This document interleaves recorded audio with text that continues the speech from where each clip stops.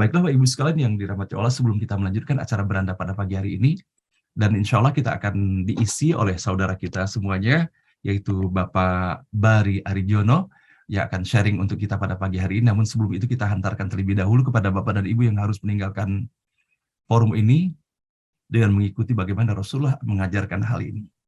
Semoga kepada Bapak dan Ibu yang meninggalkan forum ini senantiasa dalam lindungan, dijaga oleh Allah Subhanahu wa Ta'ala, jauhkan dari wabah dan musibah, dan semoga apa yang Bapak dan Ibu kerjakan dapat terlaksanakan sebaik-baiknya dalam ridha Allah Subhanahu wa Ta'ala. Dan kepada Bapak dan Ibu yang memiliki kelonggaran waktunya di hari Ahad yang penuh barakah ini, saya ingin sekali mengajak Bapak Ibu semuanya sama-sama kita mendengarkan sharing yang akan disampaikan oleh saudara kita Bapak Bari Aridjono. Dan beliau alhamdulillah sudah hadir bersama kita semuanya. Mohon kesediaan Bapak Bari Aridjono untuk dapat menyalakan video. Alhamdulillah sudah hadir bersama kita semuanya. Assalamualaikum warahmatullahi wabarakatuh. Waalaikumsalam warahmatullahi wabarakatuh, Bapak Ustadz Hasanuddin Thoyib. Alhamdulillah, Bapak Bari Aridjono. Saya biasanya memanggil beliau Adinda Bari, dan beliau memanggil Siap saya abangku, Abang. Abang Hasanuddin. Namun dalam forum ini saya akan mencoba membiasakan dengan memanggil dengan Bapak Bari Aridjono. Nah, Mas Bari, sebelum kita kesempatan kepada Mas Bari, saya ingin menyampaikan sekelumit ya tentang latar belakang ya daripada Mas Bari dalam hal ini. Mas Bari Aridjono berpengalaman 15 tahun di perusahaan teknologi global, 7 tahun sebagai digital entrepreneur, ahli ekonomi dan bisnis digital, dan kemudian mengidolakan Elon Musk dan bermimpi memiliki bank digital di Indonesia. Kemudian pengalaman beliau tahun 2020 sampai dan sekarang Executive Chairman dari Digital Banking Institute (DBI). Bekerjasama dengan Movement Enterprise, Brad King Digital Banking Report, Jim Maris, and the Financer, Chris Skinner. Kemudian 2015 sampai dan sekarang ini founder dan CEO dari Digital Enterprise Indonesia (DEI), pemegang lisensi Bank 4.0 Brad King, joint venture company Digimax Global di Kanada, Crypto Banking Globiance di Malta, dan advisor beberapa perusahaan blockchain seperti Social.io. 2000 sampai 2015 beberapa posisi strategis di Astra International, IBM, Cisco, Huawei, kemudian Huawei and Tech Mahindra, dari engineer, software developer, hingga business development di Indonesia, China, dan India. Kemudian pendidikan beliau sendiri, ya Masya Allah, di tengah begitu banyaknya alumni ITB di dalam forum ini, kita bahagia sekali mendapati bahwa Pak Bari latar belakang pendidikan fisika, MIPA UI, Magister Manajemen juga FEB UI, kemudian 2017-2018 IMD Business School Leadership Digital Business Transformation, Emeritus Digital Business in collaboration with MIT Management and Columbia Business School. Kemudian aktivitasnya sebagai penggiat startup, konsultan transformasi bisnis digital, pengajar digital banking, fintech and blockchain, dosen tidak tetap STI Indonesia Banking School, narasumber, speaker, penulis artikel di berbagai media, dan inovator bank digital. Dan baru saja beberapa minggu yang lalu beliau menjadi narasumber, dan Masya Allah sangat sukses sekali ketika diselenggarakan oleh Undira ketika itu. Nah, inilah Bapak Ibu sekalian sekelumit yang kami sampaikan tentang latar belakang dari Pak Bari Aridjono. Dan selanjutnya saya kira langsung saja Mas Bari ya, dikarenakan kita membutuhkan waktu untuk tanya jawab yang cukup nanti ya. Kepada Mas Bari kami persilakan. Ya, syukran jazakallah Ustadz Hasanuddin Thoyib yang sudah memberikan waktu dan kesempatan yang luar biasa pada pagi hari ini. Semoga Allah SWT senantiasa memberikan kesehatan kepada abangku yang satu ini, yang selalu baik dan maha baik untuk kita semuanya, selalu memberi kebaikan untuk kita semuanya, berbagi kebaikan untuk kita semuanya. Ya.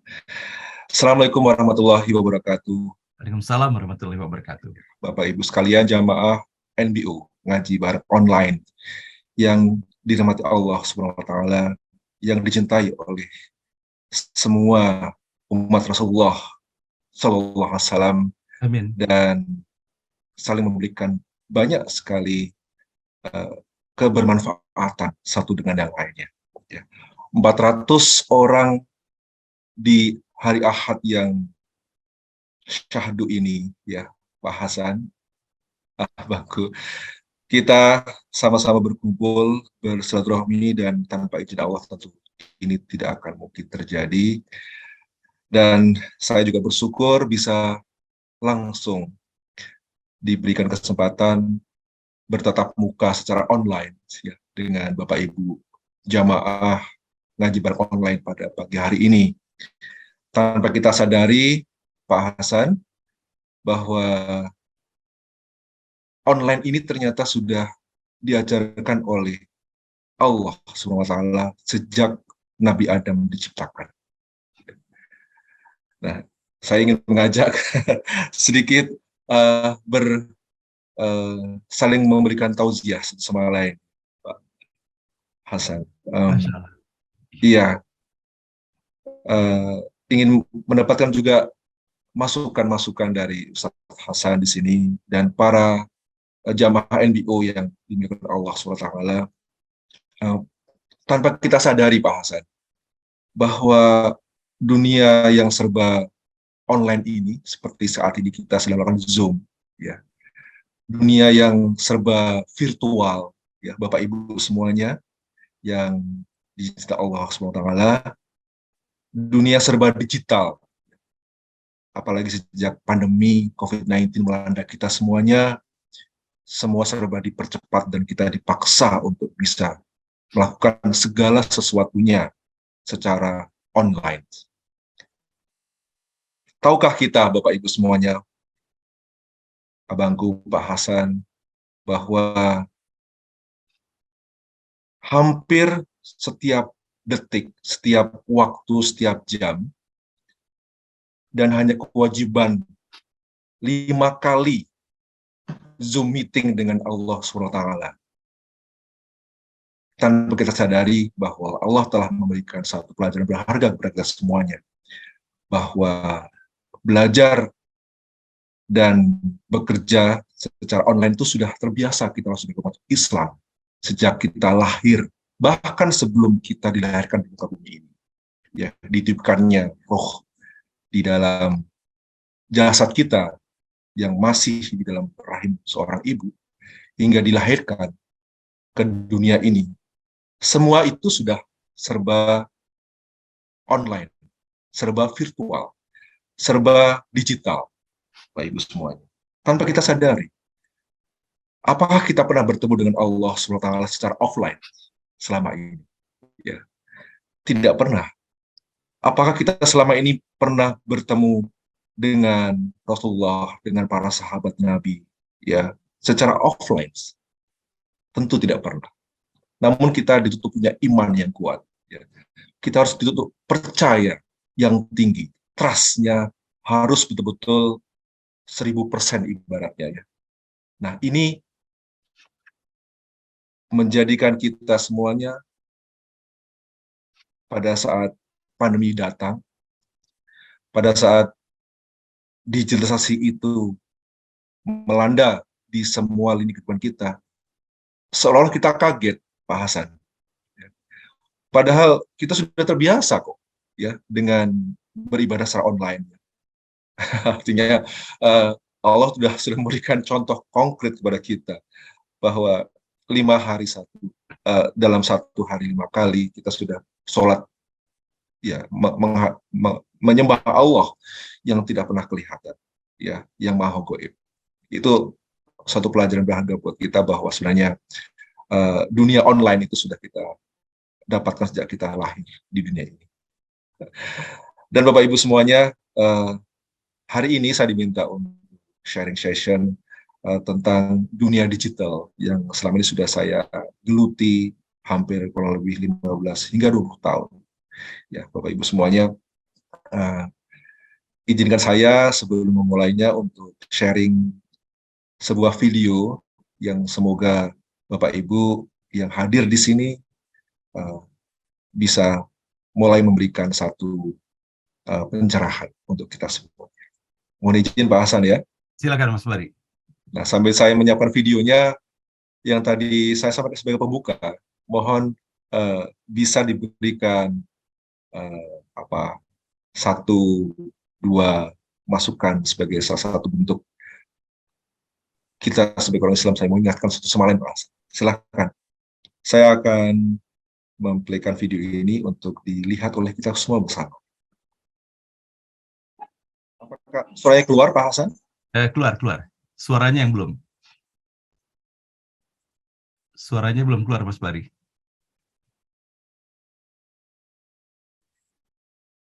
Saya ulangi ya.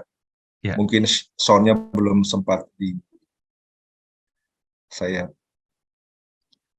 Ya, mohon tadi mungkin Pak Hasan bisa memberi tanggapan bahwa kita sudah sejak bayi itu sudah belajar online ya, dengan Allah langsung ya. Tidak pernah bertatap muka offline dengan sang holik ya. Oke. Sorry. Semoga sekarang sudah muncul suara. Fourth as the most populous nation globally, 196.7 million Mulai dari internet pangkal saja, Mas users, Bari. having 5 unicorns suaranya? and 1 decacorn, Indonesia became one of the most influential digital movers in Southeast Asia. To get to the point we are ready today, Indonesia has performed various strategies to pursue digital transformation. The pandemic in 2020 has driven us to accelerate the process better and faster. First thing first, the digital infrastructure. To serve equal internet access for the whole nation, Indonesia builds various digital infrastructures to deal with its geographical landscape, starting from fiber optics, best transceiver stations, public access point, and next, Indonesia plans to launch 2 satellites. On top of the priority, Indonesia also focuses on implementing analog switch-off to provide more bandwidth for internet access and yield a better quality of TV broadcasting. Indonesia aims to make the infrastructure suitable for 5G technology and educate for implementing the Internet of Things in our industrial area. Indonesia also has developed several programs for the government and society. In the government sector, Indonesia is now developing 2 national data centers to leverage the quality of the public services. To encourage digital transformation in society, Indonesia has been running various programs. To improve internet usage for productivity and creativity, Indonesia has a national movement of digital literacy. It is a program for sharing the know-how of becoming digital savvy, which starts from honing digital skills, digital culture, digital safety, and digital ethics. The key in accelerating the digital economy lies in the capacity of the workforce. That's why Indonesia launched the Digital Talent Scholarship, a program that aims to equip Indonesians' digital workforce with hard skills that suit the industry needs. The Indonesian government serves as the regulator, the facilitator, and the accelerator in advancing Indonesia's digital economy.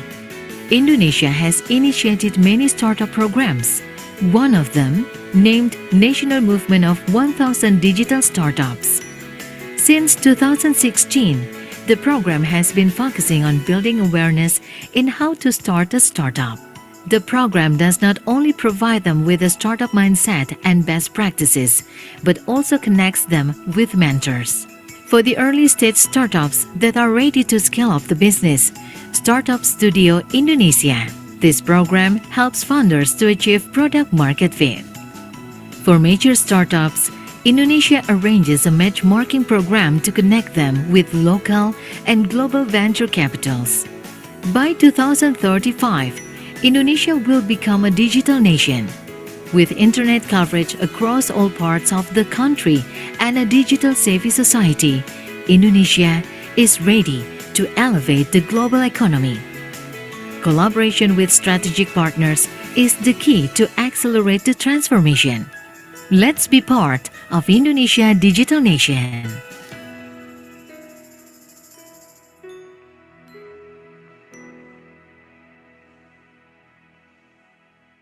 Ya, Bapak Ibu semuanya, itulah tadi video yang bisa saya sharingkan di awal sebagai salah satu pembuka untuk agenda Senin Selasa pada hari Minggu pagi ini. Nah, kita akan memulainya Pak Hasan, Silakan, Mas Bari. di screen-nya terlihat apa saat ini? Saya sedang cross-check. Ya, terlihat ini poster ini yang cover buku Indonesia Oke, Digital baik. Nation. Ya, Ya.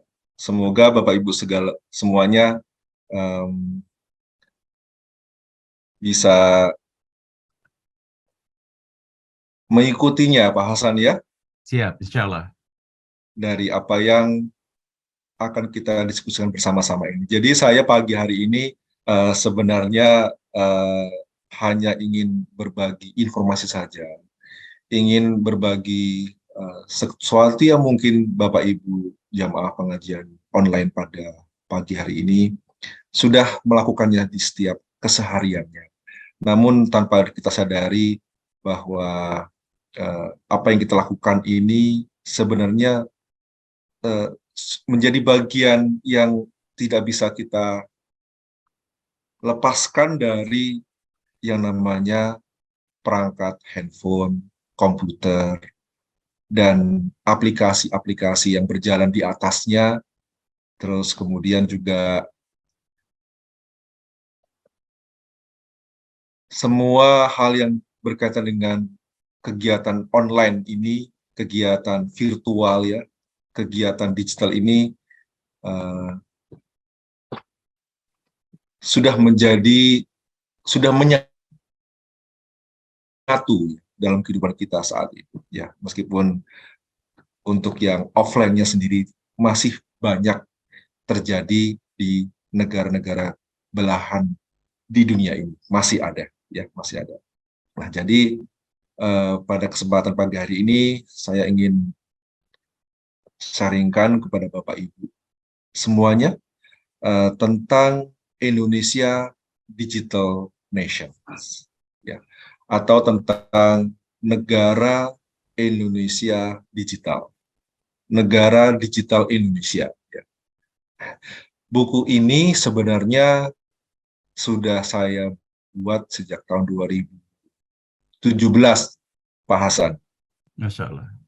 Ya, 2017, kemudian 2018, 2019 ini adalah revisi terakhirnya hingga pandemi menghantam kita semua tahun 2020 ya. Nah, kenapa ini saya lakukan? Karena memang dari awal sejak saya diberikan amanah oleh Allah SWT, oleh masyarakat Indonesia, oleh keluarga, ya, oleh orang-orang terdekat dengan kita masing-masing. Ini untuk membawa negara kita menjadi negara yang lebih baik, memiliki masa depan yang cemerlang, dan menjadi macan Asia pada khususnya. Nah, untuk ke sana, salah satu langkah yang bisa kita tempuh adalah dalam situasi yang kekinian ya Pak Hasan ya, ini adalah menjadi negara digital ya, mau tidak mau. Tidak hanya perbankan saja yang digital yang tadi Pak Hasan sudah sampaikan di awal, tidak hanya manusianya menjadi manusia digital, tidak hanya pemimpinnya menjadi pemimpin digital, tapi juga negaranya harus mampu bertransformasi ke digital. Nah, sebelum kita mulai Pak Hasan, saat ini kita akan tahu Pak Hasan ya, segala sesuatu yang menyangkut masalah onlineisasi ini atau digitalisasi ini tidak lepas dari satu kata yang depannya menggunakan huruf G, Bapak Ibu ya. Ya, huruf G. Apakah huruf G itu, Bapak Ibu semuanya? Yang setiap hari kita tanya, setiap hari kita berinteraksi, setiap hari bahkan kita berkomunikasi, ada juga yang melakukan transaksi dengan satu benda ini ya, satu kata ini, satu mungkin juga saya bilang sebuah maha software, maha komputer ya, maha tahu segala sesuatunya tentang apa yang kita lakukan, apa yang orang lakukan. Ya, Pak Hasan pasti tahu ya apa itu yang namanya depannya pakai huruf G, Pak Hasan ya. Ya. Yang Ya, membawa huruf apalagi G. di dunia kampus, Pak Hasan ya. Di dunia kampus, Bapak Ibu semuanya yang menjadi pengajar, menjadi tenaga pendidik, menjadi dosen, itu tidak mungkin melepaskan dari satu kata yang depannya G. Hampir setiap detik bahkan kita tidak bisa melepaskan diri dari kata G. Tapi sayangnya memang anak-anak muda milenial saat ini, anak didik kita Pak Hasan ya di kampus-kampus, melupakan satu kata G yang lainnya, Pak Hasan. Kalau satu kata G yang pertama tadi saya sampaikan, itu selalu dianggap sebagai yang maha tahu segala sesuatunya. Ya. Tapi satu kata G yang kedua, yang menciptakan alam semesta kita ini, dan membuat kita saat ini bertemu, ini banyak dilupakan oleh anak muda milenial saat ini. Nah, sehingga Bapak Ibu semuanya, dalam dunia digital tidak heran kalau Tuhan, Allah itu terwujud di dalam sebuah komputer besar, sebuah perangkat lunak yang pintar, ya, ada di dalam handphone kita yang namanya Google. Ya, itu semuanya. Ada sebuah kata yang mengatakan dari seorang tokoh dari belahan Eropa, ya, Google is a new God. Ya, Google adalah Tuhan yang baru. Coba Bapak Ibu renungkan ya, dari kata-kata ini, ya, terlepas dari salah atau benarnya. Di dalam Al-Quran tentu tidak ada kata-kata ini Pak Hasan ya, karena Tuhan hanya satu, yaitu Allah SWT saja. Namun dalam dunia digital ternyata ada Tuhan baru yang namanya Google, ya Bapak Ibu ya. Coba Bapak Ibu bayangkan, berapa kali kita berzikir, berapa ribu kali kita berzikir, mungkin akan lebih banyak berzikir kepada Mbah Google daripada kepada Tuhan kita sendiri. Ya, berinteraksi, berkomunikasi, bertanya, bukan kepada Tuhan kita yang sebenarnya, tapi kepada Mbah Google yang tahu segala sesuatunya, belum tentu tahu segalanya. Ya, nah inilah dalam dunia digital, kalau orang tidak memiliki iman yang kuat, Pak Hasan, maka dia akan terjerumus ke dalam satu lembah ketuhanan yang baru, yaitu platform digital, yaitu software yang dianggapnya pintar, yaitu sesuatu yang menjadikan mereka merasakan dirinya paling benar. Nah, makanya dalam kesempatan hari ini, saya ingin sedikit menyampaikan apa yang menjadi amanah saya, bahwa buku ini akan mengubah wajah Indonesia pada umumnya. Ya. Saya berharap buku ini akan juga mengubah wajah kita pribadi sebagai insan yang penuh dosa, ya, sebagai manusia yang tawakal, yang tidak lama hidup di dunia, hanya 60 tahun Pak Hasan, 70 tahun, ya ada 100 tahun, mendapatkan banyak diskon ya. Nah, ada 7 hal yang dalam buku ini akan dikaji, diulas, dan Bapak Ibu nanti bisa akan membacanya setelah buku ini dicetak tentunya. Ya, mungkin ini dalam bahasa Inggris, karena buku ini akan juga dibaca oleh orang-orang tidak hanya di Indonesia, makanya ada 2 bahasa, Indonesia dan bahasa Inggris. Nanti saya campur-campur saja Pak Hasan ya. Nah, dari ketujuh ini Pak Hasan, kita akan lebih banyak fokus selama mungkin 10 menit ke depan lagi saja ya, bahasanya tidak akan lama-lama, tentang Indonesia Digital Nation tahun 2035.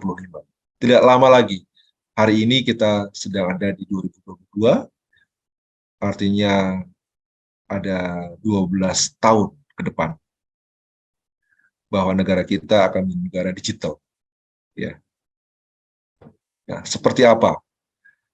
Negara digital itu adalah sebuah konsep baru, Bapak Ibu semuanya, jamaah ngaji online yang dirahmati Allah, sebuah desain baru, ya. Bukan negara Indonesia yang lama, yang kemarin kita kenal, tapi kita akan memasuki satu bab baru, sebagaimana kalau ada tahun baru, ya, ada tahun baru Islam. Setelah kita Ramadan berpuasa selama 30 hari, kita lahir sebagai seorang yang baru. Nah, itulah kira-kira bahwa negara digital adalah bukan negara yang kemarin, tapi adalah negara masa depan, di mana setiap penduduknya diminta untuk saling berkolaborasi dan mengutamakan sebuah inovasi, ya, agar kita akan mendapatkan banyak sekali hasil-hasil dari transformasi yang sudah kita lakukan jauh-jauh sebelumnya, baik secara pribadi, dari level RT, RW, kelurahan, kecamatan, hingga provinsi, dan sampailah kepada negara. Nah, saya berharap, ya, buku ini nanti akan menjadi satu hadiah terindah, ya, untuk calon presiden kita di tahun 2024 nanti. Mengapa? Karena memang tahun ini hingga nanti tahun 2024, hingga nanti tahun 2035, yang tadi di video sudah disampaikan bahwa negara kita akan menjadi negara digital, ini memiliki tantangan yang tidak mudah, ya, memiliki satu peluang yang juga sangat besar, ya, dan dibutuhkan sebuah model negara dengan kepemimpinan yang baru, ya, dengan seorang yang memiliki keberpihakan, ya, kepada masalah-masalah teknologi misalnya, ya, meninggalkan budaya-budaya yang lama, Bapak Ibu, ya, dan memiliki visi misi ke depan untuk negara kita. Dan tentunya berpikir secara ekonomi, sosial, dampak-dampaknya apa terhadap masyarakat di bawah, ya, terhadap orang-orang yang mungkin belum beruntung pada hari ini, ya, dampaknya apa untuk mereka. Dan juga memiliki keberanian, ya, yang sangat kuat, ya, untuk memperjuangkan hak-haknya sendiri, ya, untuk idealisme seorang pemimpin itu sendiri. Dan pemimpin yang baru nanti adalah menguatkan, memberikan contoh teladan by example, oleh tindakan-tindakan yang nyata, yang konkret, dan akan diwujudkan dalam kesehariannya, dalam setiap langkahnya untuk menempuh yang namanya negara digital lewat beberapa tahapan, baik itu evolusi maupun revolusi itu sendiri. Pak Hasan, yang saya cintai, dan jamaah NBO dirahmati oleh Allah, untuk mencapai ke sana tentu tidak mudah, ya. Banyak perubahan-perubahan yang siap kita hadapi, yang siap harus kita juga temui di lapangan nanti. Seperti halnya saat ini, ya, kita sudah terbiasa dengan segala sesuatunya lewat platform digital, lewat aplikasi. Tanpa aplikasi sepertinya kita hidup ini terasa sepi, ya, Pak Hasan. Gitu, ya. Jadi seperti kita dipertemukan lewat Zoom pada pagi hari ini suatu bukti konkret, ya, bukti nyata bahwa revolusi digital itu sedang terjadi di negara kita, di negara belahan sana juga, di manapun, ya, termasuk dalam diri kita sendiri, ya. Nah, jadi Bapak Ibu, kita akan masuk kepada satu babak baru, ya, babak negara digital sedang melangkah ke sana, menuju ke sana 12 tahun ke depan. Ya, apa saja yang perlu kita siapkan, Bapak Ibu, agar kita mampu mengarungi samudra yang tidak akan sama dengan lautan yang kemarin. Ya, mungkin ombaknya akan lebih tinggi dan lautnya lebih dalam, warnanya tidak biru lagi. Kira-kira seperti itu bahasan, ya. Nah, makanya di sini salah satu faktor yang menentukan adalah kepemimpinan, leadership. Ya. Sejak tahun 2020 pandemi menghantam kita semuanya, Bapak Ibu, kita tahu bahwa kita sedang berubah, kita sedang diuji ya oleh Allah SWT. Mampukah kita bertahan? Mampukah kita bisa melanjutkan? Ya, apakah kita hingga pada detik ini ya, masih bisa menikmati apa yang Allah berikan kepada kita? Ya. Maka dibutuhkan seorang pemimpin yang betul-betul kuat ya untuk bisa menangkap peluang besar yaitu ekonomi digital ini. Ya. Secara pribadi, Bapak Ibu, di sini juga ekonomi digital itu sudah ada dalam diri kita. Ya, ekonomi virtual itu sudah ada sejak kita lahir ke dunia ini. Ya, ekonomi online itu sudah Allah ajarkan. Ya, setiap hari 5 kali kita melakukan sholat wajib 5 waktu, belum yang sunnahnya ya, belum mengajinya. Untuk apa? Mengejar pahala, sesuatu yang virtual, sesuatu yang tidak nyata, yang tidak pernah kita lihat, kita raba, kita rasakan, tapi kita mampu untuk melakukannya. Ya, itulah salah satu filosofi daripada ekonomi digital. Seorang pemimpin, leader dimanapun berada, itu harus memiliki kekuatan yang besar di ekonomi digital ini. Hingga nanti tahun 2030. Ya, jadi pemimpin-pemimpin yang baru akan menjadi pemimpin-pemimpin keesokan harinya. Jadi tidak ada istilah turn around, katakan putar balik atau melihat ke belakang lagi. Ya, semua serba baru, serba untuk tomorrow, ya, untuk masa depan, untuk future, gitu kan. Nah, jadi seorang leader yang nanti kita miliki, yang saat ini kita juga sedang diberikan amanah sebagai seorang pemimpin rumah tangga misalnya, harus bisa memberikan kekuatan yang lebih terhadap potensi digital di sini.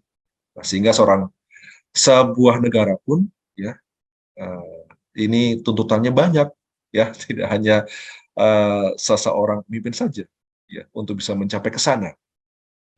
Ya, sayangnya di negara kita Bapak Ibu ya segala sesuatunya terjangkau ya, kita bisa online, mungkin harganya juga terjangkau, kita belanja di e-commerce, di platform digital, kita membayar apapun di aplikasi digital, semua terjangkau ya.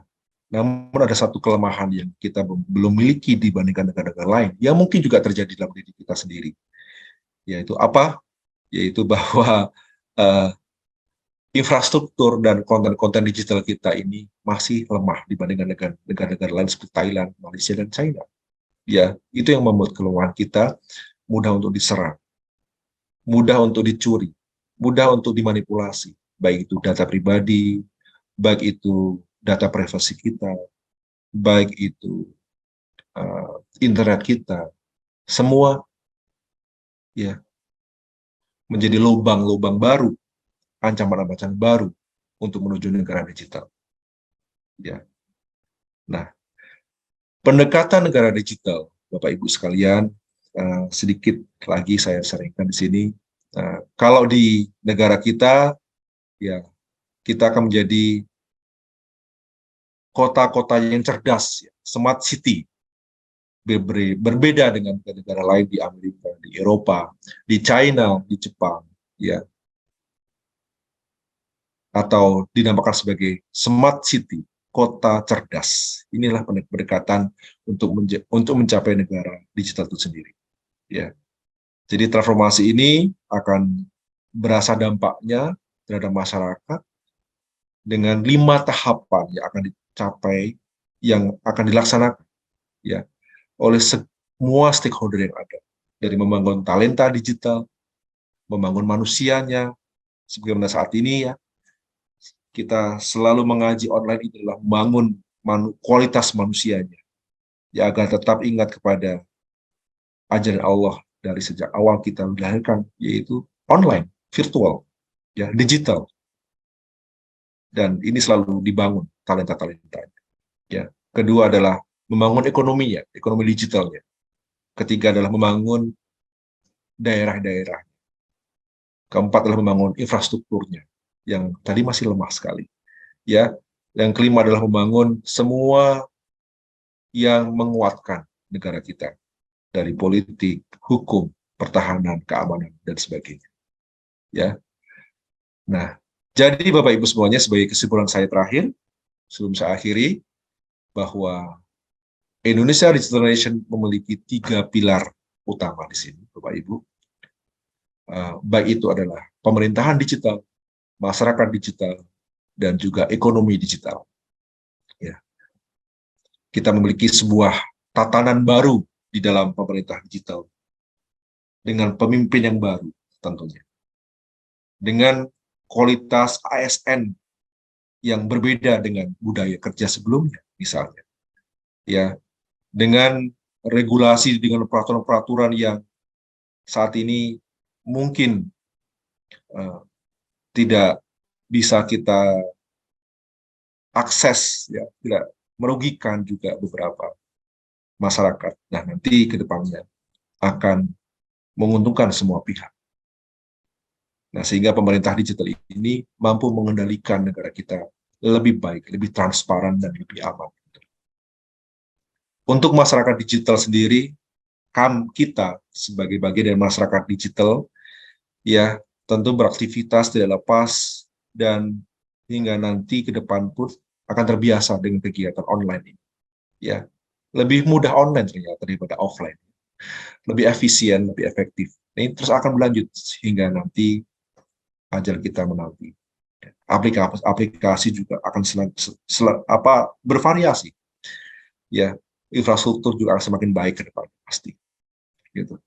Untuk mencapai sebuah kedaulatan ekonomi digital di Indonesia, di mana UMKM kita akan menjadi penopang ekonomi utama di ekonomi digital ini, dan akan menjadi pahlawan di setiap krisis, setiap resesi, setiap ekonomi kita turun, ya UMKM kita selalu menjadi penyelamatnya, dan ekonomi digital ini tidak mungkin bisa kita lepaskan dari sektor usaha mikro, kecil, dan menengah. Ya, sehingga kita berharap dengan adanya 3 pilar ini, Indonesia bermartabat, berkeadilan, dan berdaya saing tinggi, dan siap masuk kepada era negara digital. Kira-kira itu Bapak Ustadz Muhammad Hasan Thoyib yang saya cintai, sharing session saya. Yang lain-lainnya nanti akan menyusul saja, karena waktu terbatas.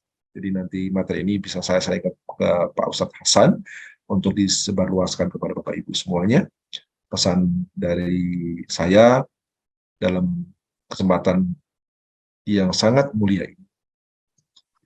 Baik. Indonesia, negara kita, bisa mengubah dunia, Pak Hasan. Dan Amin. kita harus percaya bahwa kita juga bisa mengubah Indonesia. Dan di sini juga ada nih Pak Hasan, lagunya Indonesia Digital Nation yang saya ciptakan. Ini kalau saya perdengarkan boleh ya Pak Hasan ya? Silakan. Sebelum nanti Coba kita melaksanakan tanya jawab Mas Bari. Suaranya terdengar? Digital Nation, masa depan cemerlang bangsa kita.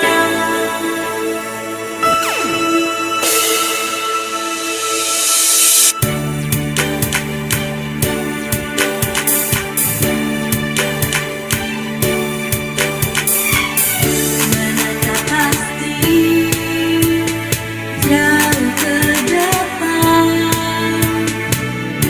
kecerdasan acara yang diperlukan, ingin menjadi sebuah keniscayaan agar bangsa ini dapat jauh maju berkembang. Indonesia Digital Nation, masa depan cemerlang bangsa kita. Indonesia Digital Nation.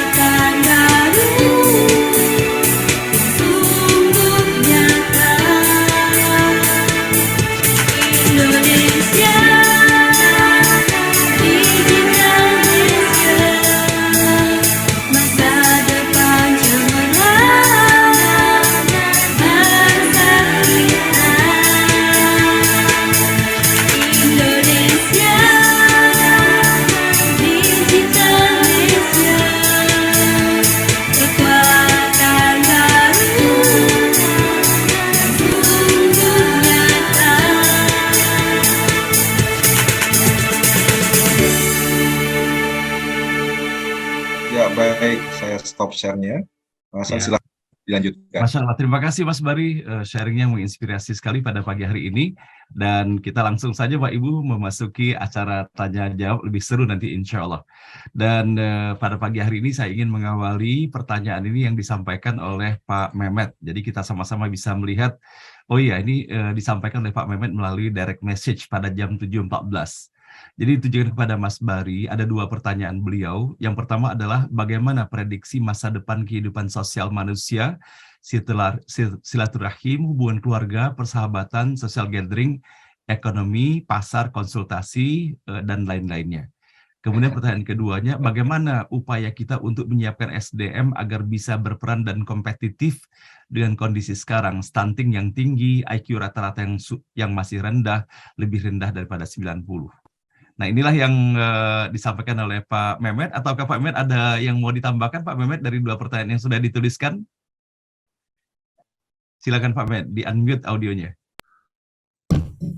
Assalamualaikum warahmatullahi wabarakatuh. Waalaikumsalam warahmatullahi wabarakatuh Pak Mehmet. Tadi saya kira sangat mencerahkan ya, saya menggambarkan masa depan itu begitu baik kita itu ya. Sekarang saja saya kira saya dari pertanian ya, banyak di pertanian itu sudah menggunakan alat-alat digital, otomasi ya. Jadi merasakan sekali kemanfaatannya itu. Kemudian juga selama kita menghadapi COVID ya, kita merasakan sesuatu yang baru sebetulnya. Kita belanja online, kita macam-macam online ya gitu ya. Yang satu juga perlu difikirkan adalah kesiapan kita ya. Karena ketika sekolah online saja, barangkali sebagian besar masyarakat di pedesaan itu untuk membeli pulsa aja mereka tidak mampu begitu. Nah nanti bagaimana kesiapan kita itu untuk mengarah ke sana. Mungkin kalau sampai tahun 35 kita termasuk masih sangat singkat ya, apakah persiapan-persiapan itu sudah bisa kita lakukan gitu ya, dan sampai kapan kita itu sudah bisa betul-betul siap gitu. Tadi disebutkan konsep sosial itu Pak, apakah konsep silaturahim itu nanti akan berubah gitu ya. Kita sendiri sering sekali ketemu dengan saudara itu lewat ini saja ya, lewat Zoom saja ya. Cuman rasanya ada sesuatu yang hilang begitu ya. Kita ingin ketemu, kita ingin ngobrol, kita sering berpelukan dan sebagainya, yang itu tidak terjadi. Saya ingin prediksi dari Pak Bari, kira-kira seperti apa ke depan itu kita. Terima kasih Pak. Assalamualaikum warahmatullahi wabarakatuh. Waalaikumsalam warahmatullahi wabarakatuh. Silakan Pak Bari. Mohon izin, bukan menjawab ya Pak Ustadz Hasan ya, tapi hanya sekedar berbagi saja, berdiskusi dengan Bapak Mehmet. Haji Mehmet Gunawan ya di sini. Pak Haji Mehmet, mohon maaf sebelumnya kalau saya nanti belum bisa memuaskan jawaban dari Pak Haji Mehmet, bahwa 2025 Pak Haji Mehmet nanti bisa membayangkan bahwa kita sebagai insan manusia biasa itu tidak bisa melepaskan dari perusahaan-perusahaan teknologi besar yang saat Pak Mehmet sudah gunakan.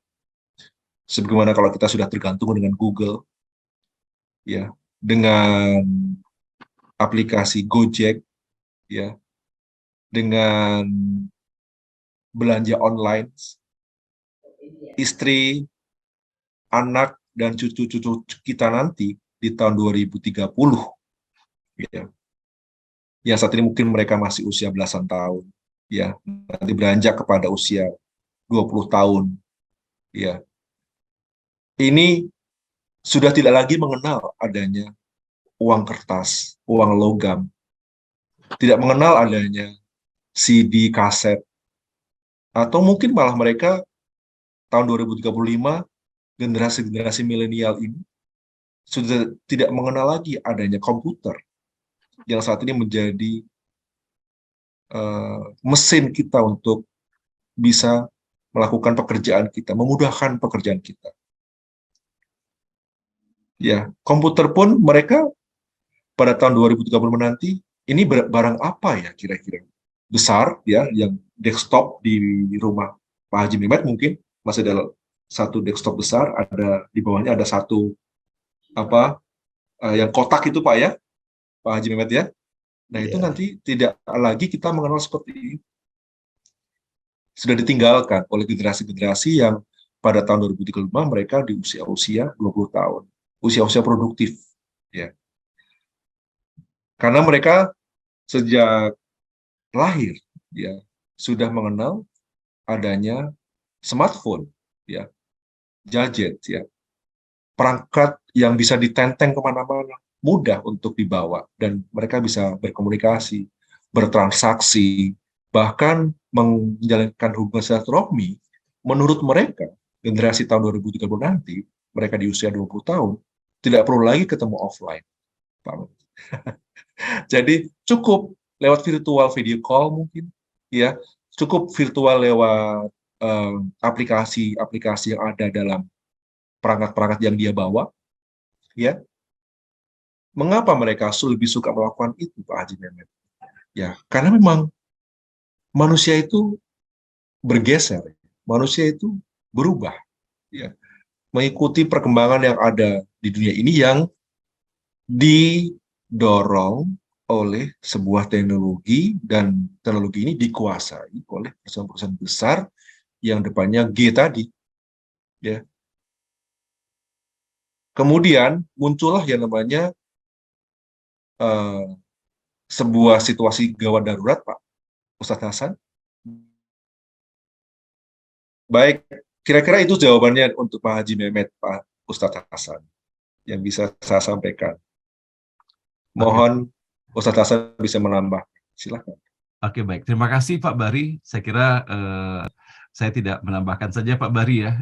Memang perubahan teknologi ini adalah sebuah keniscayaan yang membutuhkan kesiapan kita juga di dalam mengantisipasi dan menghadapinya.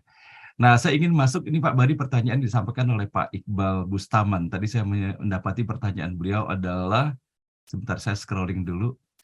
Jadi Pak Iqbal menanyakan mengenai situasi dan kondisi yang kita hadapi sekarang ini Pak Bari.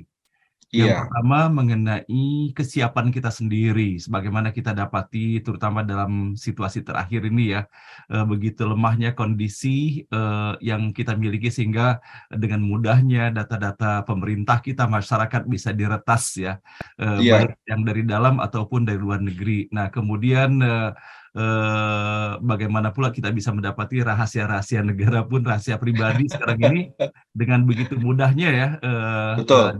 diretas.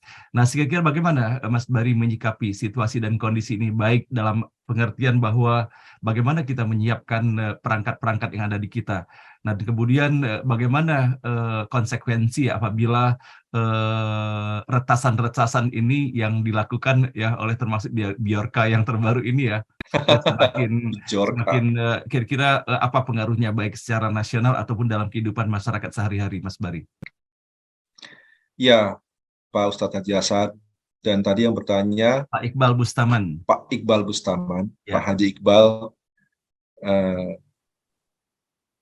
meskipun Undang-Undang Perlindungan Data Pribadi atau PDP sudah disahkan ya, dan baru saja disahkan ya, menjadi undang-undang dari RUU menjadi undang-undang.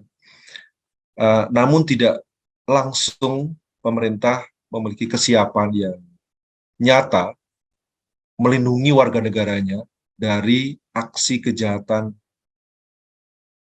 siber, aksi hacker ya, yang senantiasa membayangi kita, menghantui kita untuk tujuan satu, yaitu membuat kekacauan dalam konteks politik, mencuri uang dalam konteks finansial, dan juga menurunkan harkat martabat seseorang atau negara dalam konteks reputasi.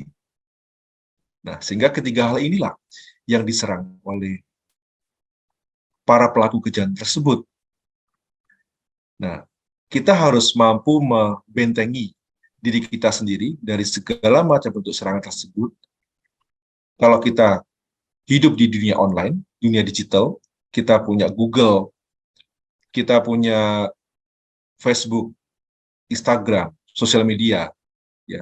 Maka salah satu hal yang paling penting, namun sering dilupakan oleh banyak orang, ya, yaitu adanya autentifikasi 2 kali, ya. Autentifikasi 2 kali itu penting dilakukan agar hacker tidak masuk atau ada orang lain yang menyalahgunakan akun Facebook kita di perangkat-perangkat yang mereka sudah sediakan, atau diduplikasi misalnya, atau di copy akun kita, dicuri akun kita, sehingga apa? Reputasi kita akan mudah untuk ditenggelamkan, ibaratnya gitu ya, Pak Ustadz Hasan ya. Atau uang kita akan mudah dicuri, aset kita mudah dicuri. Aset kita itu bisa berupa, tidak hanya berupa uang, tapi bisa juga berupa surat harga, dan follower-follower kita di YouTube misalnya, itu juga merupakan aset digital yang kita miliki, yang bernilai uang juga. Ya, jadi tergantung bagaimana kita mensikapinya terhadap ketiga bentuk ancaman yang tadi saya, tiga bentuk motif ancaman yang tadi saya jelaskan di awal. Autentifikasi 2 kali itu penting karena handphone dipegang sama kita. Waktu login ke aplikasi Facebook, kita akan tahu, oh ada orang lain yang sedang coba login ke Facebook kita. Kita akan tahu dari handphone kita. Dan mereka tidak bisa masuk kalau kita tidak melakukan persetujuan. Itulah namanya autentikasi 2 kali di dalam setiap transaksi ataupun setiap akses ke dalam sosial media kita. Nah, berbahagialah bagi para jamaah di sini yang tidak punya sosial media, tapi saya tidak yakin ya, hampir 99% pasti punya sosial media di sini, ya, Pak Hasan ya. Nah, kalau masih ada yang tidak punya sosial media ya, maka tidak perlu khawatir terhadap serangan-serangan siber seperti ini, karena resikonya akan lebih kecil kalau kita tidak online. Namun kalau kita tidak online, sepertinya ketinggalan zaman, dan mungkin kita dalam dunia bisnis ini sangat tidak menguntungkan. Ya, jadi lubang-lubang keamanan di perusahaan pun dengan kompleksitas yang ada, itu wajib dilakukan juga dengan melakukan pemasangan benteng namanya firewall ya, software security yang handal, yang harus diinvestasikan oleh perusahaan tersebut. Dan pribadi kita juga, kita bisa download aplikasi-aplikasi yang gratis ya di handphone kita untuk menambah ketahanan security atau keamanan data kita agar tidak dicuri oleh para hacker itu sendiri. Ya, namun kalau yang dicuri adalah level negara, tentu itu menjadi satu disaster nasional ya Pak Hasan. Kita nggak mungkin bisa. Ini video Mas Bari nge-freeze lagi. Oke, Bapak Ibu sekalian yang berbahagia, ini sesungguhnya menarik Bapak dan Ibu sekalian ya, atas diskusi-diskusi yang kita bisa alamatkan kepada Pak Bari ini. Kalau seandainya kita melihat dan memperhatikan bagaimana pengalaman beliau dalam bidang digital ini. Namun sayangnya sepertinya terkendala pada jaringan di tempat beliau, sehingga ya sepertinya terpental malah sekarang ini. Ya mohon bersabar Bapak dan Ibu. Nah Pak Bari, barusan ini nge-freeze, terpental ininya. Baik. Silakan dilanjut. Ya, cukup jawaban dari saya, Pak Hasan. Baik, berikutnya ini mohon izin kita beranjak nih Mas Bari.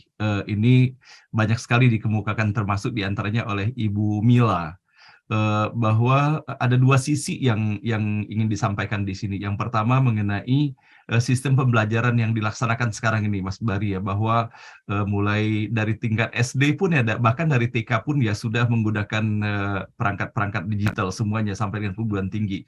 Nah, sementara kita mengetahui dan menyadari bahwa kemampuan anak-anak bangsa ini ya sangatlah tidak merata, dan bahkan kalau boleh dikatakan sebagian besar mereka secara teknologi dan kemampuan finansial belum memungkinkan untuk bisa mereka menjangkau penggunaan perangkat teknologi itu, apalagi misalnya masalah jaringan saja.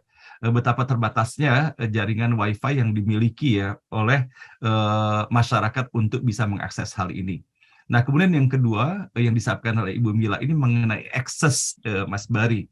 Di satu sisi kita mengusung ya dengan majunya teknologi digital ini sendiri, tapi di sisi lain seperti halnya belum terimbangi dengan kesiapan kita untuk memfilter ya, agar akses-akses negatif itu tidak mengimbas demikian luasnya, terutama kepada masyarakat kita, kepada anak-anak yang disebutkan dalam hal ini melalui chat beliau ini, bahkan sekarang ini meningkat tajam sekarang ini tingkat akses pornografi yang dilaksanakan oleh anak-anak SD sekarang ini, Mas Bari. Iya, Nah, sehingga Mas Bari sendiri sebagai penggiat ya, sebagai pemikir ya masalah digital ini, langkah-langkah apa yang bisa kita lakukan, dan terutama dari Mas Bari sendiri apa kira-kira total action-nya yang bisa dilakukan untuk mengoptimalkan manfaatnya sementara kita mengurangi akses negatifnya. Silakan Mas Bari.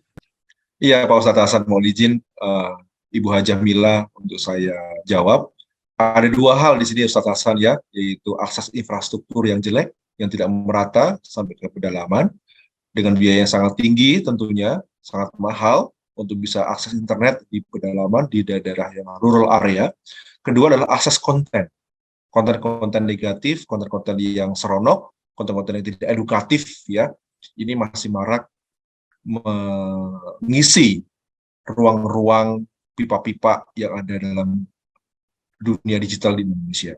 Ya, tidak hanya di Indonesia, di negara luar sana, di China, di Amerika, di Australia, Eropa juga memiliki tantangan yang sama. Namun untuk yang pertama, akses infrastruktur tadi tentu berbeda, hanya terjadi di Indonesia. Karena negara kita negara kepulauan, negara maritim, yang memiliki tantangan yang luar biasa kompleks, ya, akses internet sampai kepada pelosok pedalaman, misalnya di Irian Jaya saja, dan mungkin di Yogyakarta, ya, kampung halaman kita yang masih belum terjamah listrik, misalnya, itu bagaimana kita bisa bayangkan mereka memiliki smartphone, memiliki handphone untuk belajar online dari tingkat SD, SMP, SMA. Mungkin kalau TK saya masih jarang melihatnya. Tapi kalau SD sudah banyak kasus yang terjadi, yang diceritakan bahwa mereka harus naik gunung, mencari sinyal dari guru-gurunya, memberikan inisiatif, mendapatkan perangkat-perangkat yang bisa mereka gunakan untuk melakukan pembelajaran online jarak jauh secara virtual. Nah, ini merupakan satu anugerah buat kita, Pak Hasan ya, bahwa keberagaman di Indonesia membawa berkah buat kita, bahwa tantangan-tantangan ini akan senantiasa menjadi pelajaran, menjadi tantangan sekaligus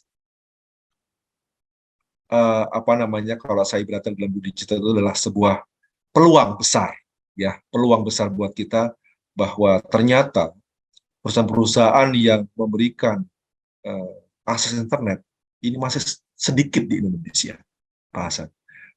ISP, Internet Service Provider, itu hanya berapa puluh perusahaan, nggak nyampe. Ya, ya inilah salah satu kendala teknologi juga Bapak Ibu sekalian ya. Di satu sisi kita berbicara mengenai bagaimana semakin berkembangnya teknologi, namun di sisi lain betapa rentannya ya. Seperti hal yang kita dapati sekarang ini di tengah berbicaranya Pak Bari, begitu sinyal terganggu maka terhenti pula pembicaraan kita. Kalau secara fisik ini bisa berkelanjutan ya kalau seandainya, tapi kalau inilah konsekuensi menggunakan teknologi yang kita dapati pada pagi hari ini. Nah, Bapak dan Ibu yang dirahmati Allah, tentunya sementara kita menunggu Pak Bari untuk bisa hadir kembali di dalam forum ini, paling tidak kita bisa mendapati bahwa bagaimana selalu ada dua sisi ya dari apa yang kita dapati. Ya. Oke, silakan Mas Bari. Tadi sempat hilang dari peredaran. Silakan Mas Bari. Iya. Ini ternyata sinyal saya sedang tidak menguntungkan ya, bandwidth-nya sedang rendah hari ini, pagi ini. Suara saya masih terdengar dengan baik, Pak Hasan? Suara jelas terdengar. Silakan Mas Bari. Kalau videonya ini enggak tertinggal dilihat atau tidak? Ya, oke. Tertinggal sedikit lah kira, tapi nggak mengganggu Mas Bari. Silakan dilanjut. Oke, sekarang hilang lagi. Atau off video saja Mas Bari. video di off saja. Oke, Bapak dan Ibu yang dirahmati Allah, ya inilah contoh teknologi ya. Jadi kita harus memiliki selalu langkah alternatif ya ketika kita menghadapi situasi dan kondisi yang demikian. Nah, sebagai contoh saja misalnya ketika kita hadir seorang pembicara seperti ini, dan kemudian ketika terkendala kehadirannya, saya harus mikir apa yang disampaikan kepada Bapak dan Ibu agar tidak terasa waktu kita untuk menunggu acara seperti ini. Nah, mudah-mudahan Bapak dan Ibu yang dirahmati Allah ya, tentunya kita sudah terbiasa insya Allah belajar ya, dan bahkan Allah berikan pengalaman kepada kita semuanya bahwa tidak selalu situasi dan kondisi yang kita rencanakan dan kita bayangkan, kita gambarkan itu bisa terjadi benar-benar seperti apa yang kita harapkan. Selalu saja kita harus siapkan bahwa bagaimana bila kita menghadapi kondisi yang berbeda pula. Nah, Mas Bari, nggak perlu worry Mas Bari, Iya nih. muncul kembali. Ini adalah contoh nih ketika pertanyaan yang masalah kelemahan jaringan. Nah, Allah berikan benar dengan keberadaan jaringan pada Mas Bari. Sini kan dilanjut Mas Bari. Ya, konten-konten digital yang merugikan kita, bahkan menjauhkan kita dari keimanan Allah kepada Allah SWT. Ini tidak mudah untuk diberantas, apalagi dikosongkan dalam gelas-gelas digital ini, dalam konten-konten digital. Apalagi di Indonesia, konten-konten ini marak diinstal aplikasi oleh anak-anak muda kita, oleh anak-anak kita sendiri, ya Pak Hasan ya. Mereka dengan sengaja mengakses itu tanpa ada batasan, sehingga saya berharap WiFi di rumah masing-masing ini tolong dibatasi aksesnya. Tips saya adalah WiFi di rumah, semua akses yang memiliki konten pornografi, konten yang tidak mendidik, itu tolong disettingkan di akses WiFi, perangkat WiFi kita di rumah. Sehingga pada saat nanti anak-anak kita ingin akses internet, tentu mereka butuh koneksi WiFi, dan disitulah kita membuat benteng buat keluarga kita sendiri untuk tidak melakukan kegiatan-kegiatan di dunia maya yang merugikan anak-anak kita ke depannya. Ya, kedua adalah handphone kita yang sering dipinjam oleh putra-putri kita misalnya, ya, itu juga harus dibatasi aksesnya, ya, dengan cara mengubah setting internetnya, ya, setting Google Chrome-nya. Ini tidak boleh mengakses konten-konten yang berbau pornografi, berbau sara, ya, yang punya indikasi-indikasi yang tidak mendidik ke depannya. Itu yang bisa kita lakukan, Siap. Pak Ustadz Hasan. Baik, berikut ini Mas Bari, pertanyaan dari Ibu Yusnidar pada jam 7.30. Beliau meminta dielaborasi lebih jauh lagi atas pernyataan yang disajikan di dalam salah satu slide yang Mas Bari tampilkan mengenai to live of old culture. Di dalam salah slide, digital nation requires a new kind leader. Jadi mohon dielaborasi apa yang dimaksudkan to live of old culture di sini. Ya, itu adalah untuk meninggalkan kebiasaan lama kita, kebiasaan yang tidak relevan lagi di dunia digital, khususnya para profesional yang mungkin hari ini diberikan amanah sebagai aparatur negara, aparatur sipil negara, menjadi pegawai pemerintahan, PNS, ya, masih saya jumpai memiliki budaya-budaya yang konvensional.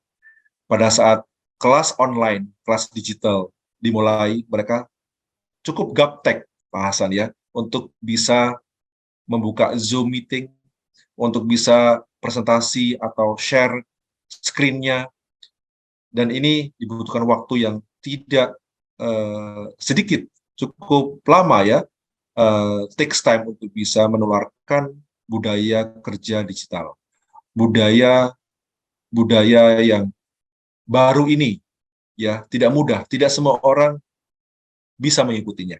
Nah, sehingga di dalam konsep dan desain negara digital sendiri, kita harus meninggalkan, to leave the old culture, meninggalkan kebiasaan dan budaya-budaya yang lama, dan kita harus Baik Bapak Ibu yang berbahagia, kembali lagi terjadi kendala lagi. Sementara kita menunggu kelanjutan dari keberadaan Mas Bari ini, Ibu Emi Barokah mungkin ada yang mau dikomentarin sebelum kita menuju kepada akhir pertemuan kita pada hari ini. Masih nge-freeze videonya Pak Bari dan suaranya pun masih belum terdengar. Ibu Emi, apakah ada yang mau dikomentari? Silakan Bu Emi, di-unmute audionya. Oke, silakan Bu Emi. Ya, Assalamualaikum warahmatullahi wabarakatuh. Waalaikumsalam warahmatullahi wabarakatuh. Memang teknologi terutama terkait dengan digital itu adalah kemampuan untuk melakukan satu usaha dengan mudah ya, dan itu semakin canggih begitu. Mungkin ini kita juga di forum yang mulia ini kita harus bersikap juga secara spiritual, bagaimana menanggapi kemajuan teknologi itu dengan pola pikir gitu, kemudian pola tindak untuk menyeimbangkan dampak-dampak negatif dengan kembali lagi kepada fitrah kita sebagai makhluk yang memiliki spiritual begitu. Nah, mungkin di forum NBO ini Pak Ustadz Hasan bisa menjadi salah satu media begitu untuk memberikan satu solusi begitu, bagaimana kita bisa menyikapi itu dengan bijaksana begitu, mengingat tadi disampaikan oleh narasumber Pak Bari, kok kita jadi ketar-ketir terus begitu ya, apalagi kita mendengar ada salah seorang putri yang umur 11 tahun itu mengalami perlakuan yang tidak senonoh dari 4 orang begitu yang usianya hampir sama begitu. Nah, ini memprihatinkan sekali gitu. Mungkin pada saat 2030 kita juga tidak tahu apakah kita juga masih ada gitu, karena ini kan masih tanda tanya gitu, tapi nampaknya minimal dari kita sendiri ya, dari diri saya pribadi dan juga mungkin Pak Ustadz MHT yang sudah berkali-kali menyampaikan untuk kita gimana caranya rahmatan lil alamin gitu, menjaga keseimbangan ini seperti Allah menciptakan awalnya gitu, dengan penuh keharmonisan gitu, dan tidak terpengaruh tentunya dengan teknologi digital begitu. Itu cuma ini aja Pak Ustadz Hasan dan Pak Bari menyampaikan keresahan saya saja Pak. Mudah-mudahan bisa Pak Bari yang sudah berkecimpung lama mengenai teknologi digital itu punya kiat-kiatnya begitu, punya daya tawarnya gitu. Terima kasih Pak Bari inspirasinya, terima kasih Pak Ustadz Hembate dan Bapak Ibu semua, mohon maaf lahir batin. Wassalamualaikum warahmatullahi wabarakatuh. Waalaikumsalam warahmatullahi wabarakatuh. Silakan Mas Bari apabila bisa dikomentari atas apa yang dikemukakan oleh Ibu Emi, dan saya pikir itu mewakili hampir sebagian besar ya dari komunitas ini dan masyarakat kita mengenai ancaman ya daripada perkembangan teknologi yang tidak terkendali ya, dengan kesiapan dari sisi anak manusianya sendiri, tentunya dengan benteng-benteng anak terutama. Silakan Mas Bari. Betul. Ya, setiap ada perkembangan teknologi, setiap ada perubahan-perubahan yang mengevolusi kehidupan kita, yang merevolusi kehidupan kita, Bu Hajah Emi, Bunda Emi, ini pasti akan ada dampak positif dan dampak negatifnya. Kalau kita sebagai manusia yang memiliki akal pikiran dan memiliki akhlak, ya, memiliki keimanan, tentu akan memanfaatkan teknologi ini, perubahan-perubahan ini ke arah yang lebih baik, bukan ke arah yang tidak baik atau bagi merusak, ya kan? Saya sendiri punya pengalaman yang menarik, Bunda Emi, yang ingin saya ceritakan di sini, bahwa selama 5 tahun lebih mengarungi dunia digital dalam bisnis digital ini sangat diuntungkan dengan adanya perkembangan teknologi digital. Saya bahkan tidak menemukan ada kerugian di dalamnya.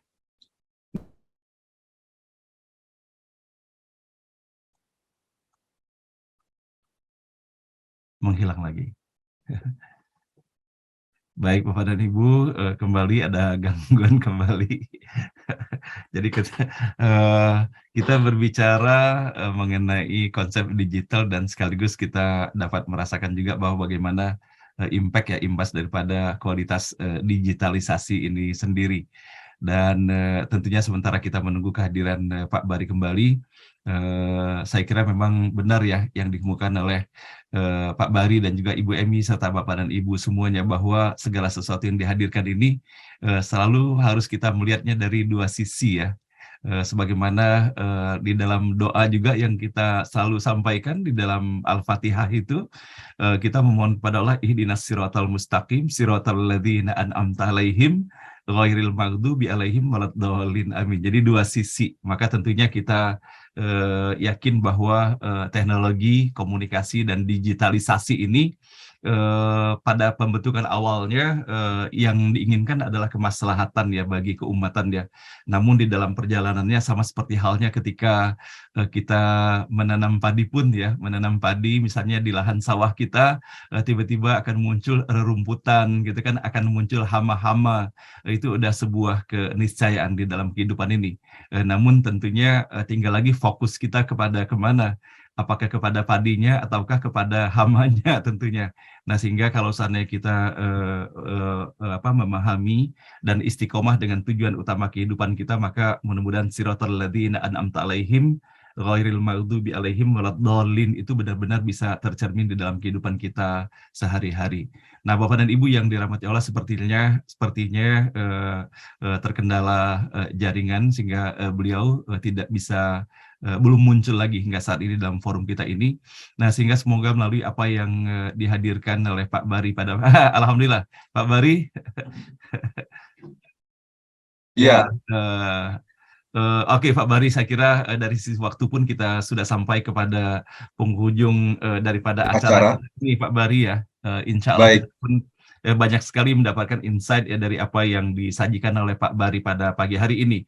Dan kami meyakini bahwa apa yang disajikan pada forum pada pagi hari ini barulah merupakan sekelumit ya dari pengetahuan dan pengalaman yang Pak Bari miliki dalam perjalanan kehidupan hingga saat ini. Dan tentunya kami berharap juga agar buku yang segera diluncurkan ini dapat juga kami diberikan akses bagaimana agar kami bisa memiliki buku tersebut. Namun sebelum kita mengakhiri ini, Pak Bari, ini ada pertanyaan titipan nih dari Pak Rifi. Beliau titip salam kepada Mas Bari, tidak hadir dalam forum ini. Halo, Pak Bari. Oke. Nah, baiklah Ibu sekalian yang berbahagia, sepertinya beliau hilang kembali di dalam forum ini. Dan oke, Mas Bari, sepertinya memang kualitasnya lagi terkendala pada pagi hari ini. Tolong oke. Ada pertanyaan titipan nih Mas Bari, boleh jadi ini adalah merupakan pertanyaan terakhir yang dihadirkan dalam forum ini dari Pak Rifi, titip salam beliau kepada Pak Bari. Waalaikumsalam. Beliau menanyakan apa makna dan aktualisasi digitalisasi terutama beribadah dalam ketaatan kepada Allah Subhanahu wa taala untuk seorang Bari Arijono. Mohon pencerahannya. Dan saya cek dulu apakah beliau hadir pula di forum kita sekarang ini. Oh, sepertinya ada. Jadi lebih afdal kalau seandainya saya berikan kesempatan ya agar bisa bersilaturahim secara langsung kepada Pak Rifi. Kami persilakan. Assalamualaikum Mas Bari. Waalaikumsalam warahmatullahi wabarakatuh, Bang Rifi. Ini baru selesai olahraga. Jadi mungkin untuk pertanyaan saya itu yang paling penting kalau menurut saya sih, tadi kan Mas Bari sudah menyampaikan pertahanan di digitalisasi kita. Jadi tadi ada Indonesia, Nation and Digital Nation. Jadi pertahanan itulah yang menurut saya yang paling penting ya dengan adanya digitalisasi.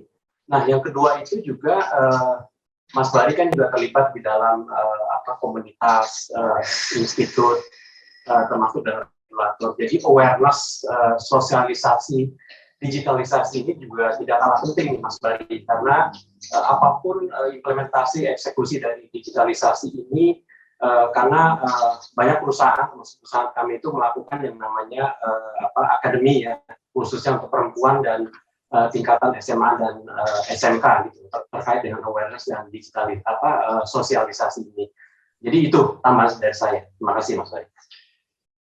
Oke, silakan Mas Bari. Oke, Bapak Ibu sekalian yang berbahagia, ya tentunya kita doakan semoga Mas Bari diberikan kesabaran, karena saya bisa membayangkan apabila dalam posisi beliau ketika sharing ya terkendala, rasanya bagaimana Bapak dan Ibu ya. Tidak mudah sesungguhnya berhadapan dalam situasi dan kondisi yang demikian. Semoga Pak Bari tetap bersabar ya walaupun on off seperti ini, karena saya sendiri ketika sedang menyampaikan kajian tiba-tiba sinyal hilang, waduh rasanya gimana, karena fitrah kita itu kan ingin memberikan yang terbaik ya Bapak dan Ibu ya, sehingga ketika ada kendala rasanya bagaimana. Nah sehingga mudah-mudahan Pak Bari diberikan kesabaran dan mudah-mudahan nanti akan ada forum berikutnya yang di mana beliau bisa hadir di dalam pertemuan kita. Nah baiklah Bapak dan Ibu yang berbahagia, pada pagi hari ini Prof. Suryadi berhalangan dikarenakan beliau dalam keadaan sakit sekarang ini, sehingga beliau harus bed rest untuk menyiapkan acara Dies Natalis pada tanggal 28 ini. Nah sehingga beliau tidak hadir untuk menyampaikan sambutannya. Dan alhamdulillah Mas Bari sudah hadir kembali. Mas Bari silakan dilanjutkan dan sekaligus mungkin sebagai kata penutup dari Mas Bari sebelum kita sampai pada akhir acara ini. Mas Bari, kami persilakan. Ya, mohon maaf, ini kualitas jaringan saya di rumah sedang terganggu, ada gangguan, ada penarikan kabel fiber optik ternyata, setelah saya cari tahu. Jadi mohon maaf sekali Bapak Ibu jamaah ngaji online, dan tadi juga sempat keputus dengan komunikasi dengan Mas Rivi ya, belum selesai ya. Ya, sebagai penutup dari saya,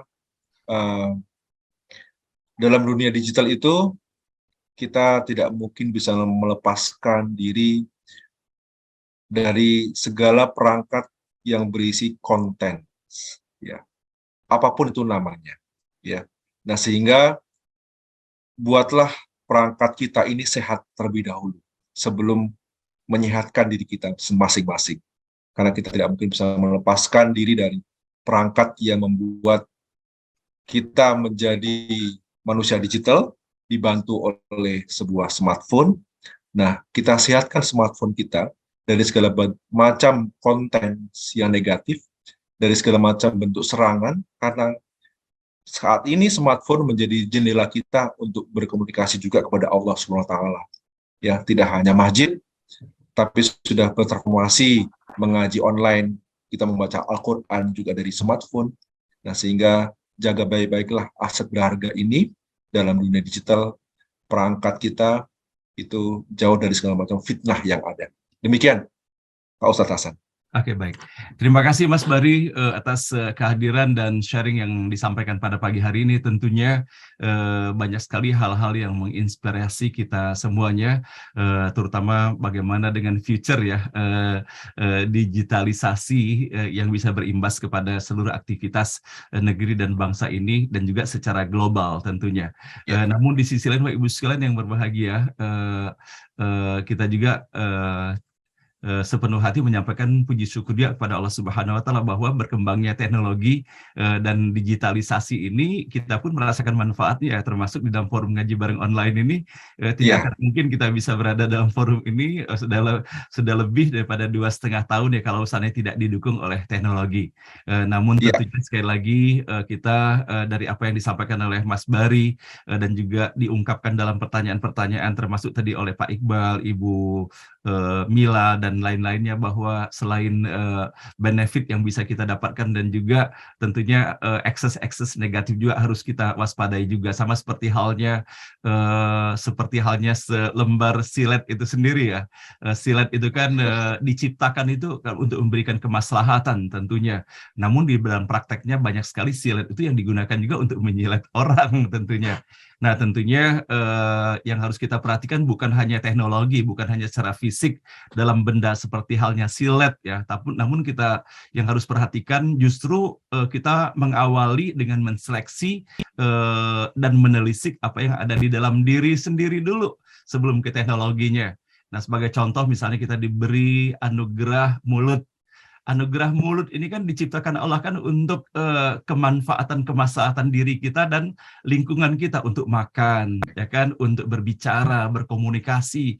Nah, tetapi kita sering sekali salah di dalam menggunakan mulut kita gitu kan. Apakah dengan memasukkan makanan yang berlebihan, ataukah makanan yang tidak diperbolehkan yang haram pun kita masukkan, ataukah mulut kita menyeleti orang lain misalnya kan. Jadi kadang-kadang mulut kita lebih tajam daripada silet sebetulnya ketika digunakan untuk menjeleti orang lain gitu kan ya. Nah, begitu juga dengan mata dan seluruh anggota tubuh lainnya, dan semuanya ini adalah amanah dari Allah Subhanahu wa taala.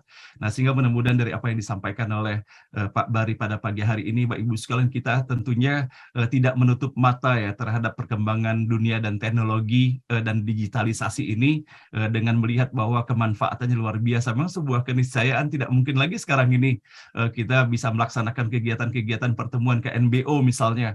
Apakah mungkin kita bisa melaksanakan pertemuan setiap hari dengan peserta 500 orang misalnya? Ya, bagaimana bagian yang harus menyiapkan ruangannya, bagaimana menyiapkan konsumsi dan sebagainya. Tidak mungkin kita bisa laksanakan. Atau misalnya dunia penerbangan, ada Pak Faruk. Sekarang kita bisa mendapati bahwa pesawat itu bisa autopilot sekarang ini ya, dan semuanya itu dukungan teknologi dan digitalisasi. Nah, tinggal lagi bagaimana kita memperhatikan ya, kalau seandainya kita mendaki ke puncak ya, menelusuri jalan raya puncak itu, kita tidak hanya membayangkan bahwa nyamannya di puncak, tetapi kita harus waspada juga kiri dan kanan kelokan-kelokannya, atau ada sepeda motor yang menyalip dan sebagainya. Nah, saya kira hal ini adalah sebuah keniscayaan yang harus kita jalani dalam kehidupan ini, bahwa tidak akan mungkin jalan itu lurus-lurus dan lempeng semata. Pasti akan ada ujian yang berada di dalamnya. Dan bahkan kalau kita pikir jalan tol misalnya, jalan tol itu apakah tidak ada bahaya? Jalan tol searah lagi, jalannya lebar lagi.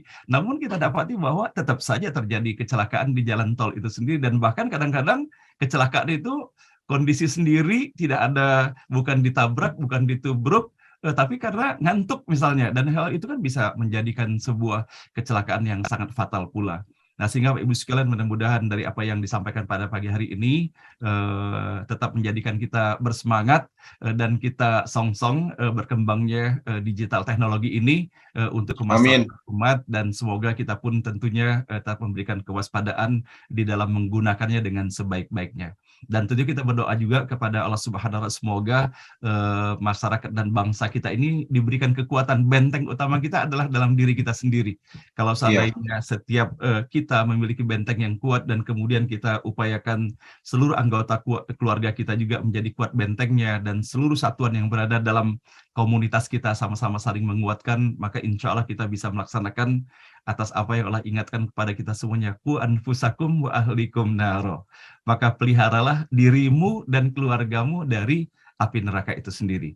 Nah, baiklah Bapak dan Ibu, untuk penutupan hari ini saya mohon kesediaan Pak Mehmet mewakili seluruh peserta untuk menyampaikan kata penutupan pada hari ini. Kepada Pak Mehmet kami persilakan. Silakan Pak Mehmet. Assalamualaikum warahmatullahi wabarakatuh. Waalaikumsalam warahmatullahi wabarakatuh. Hasan, saya kira kita selalu diberikan narasumber yang hebat ya, yang selalu memberikan ilmu baru kepada kita semua. Dan kali ini yang namanya teknologi digital itu kita sudah dengar semuanya, tetapi apa itu di dalamnya dan bagaimana perkembangannya, kita sendiri banyak yang belum mengerti betul ya. Terima kasih Pak Bari atas informasinya yang sangat bermanfaat pada pagi ini. Mudah-mudahan ke depan kita masih mendapatkan sharing yang sama dari Bapak. Insya Allah. Rasanya tidak habis-habis kalau cerita soal teknologi digital ini. Saya kira saya tidak panjang-panjang cerita Pak Hasan. Terima kasih Pak Bari, terima kasih Pak Hasan, terima kasih audiens. Kita mendapatkan sesuatu yang sangat berharga.